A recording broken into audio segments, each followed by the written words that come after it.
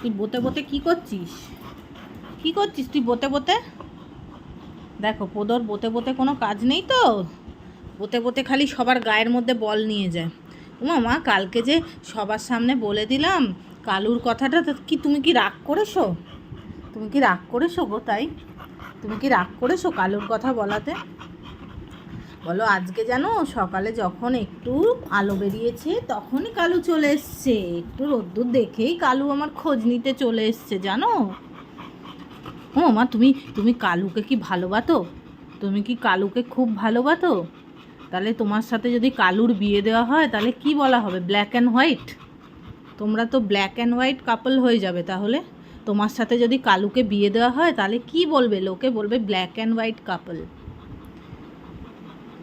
ভালো লাগবে তখন তোমার শুনতে? বলো তো, তুমি কি কালুকে বিয়ে করতে চাও? আগে বলো, তুমি কি কালুকে বিয়ে করতে চাও? সবাই বলছে যে ঠিক করেছিস, কালুর দিকে তাকাসনি, বুঝেছিস? কালু যখন তোর খোঁজ নেয়নি তাহলে তুই কালুর দিকে তাকাসনি। ও মা তুমি কি তোমার সব বন্ধুদেরকে কালুর সাথে পরিচয় করাতে চাও? বলো কালুটা একদম পরিচয় দেওয়ার মতো না, এত অভদ্র। বলো আমি তো অভদ্রই, কিন্তু কালু আরও অভদ্র, খালি সবসময় দাঁত খেঁচায়।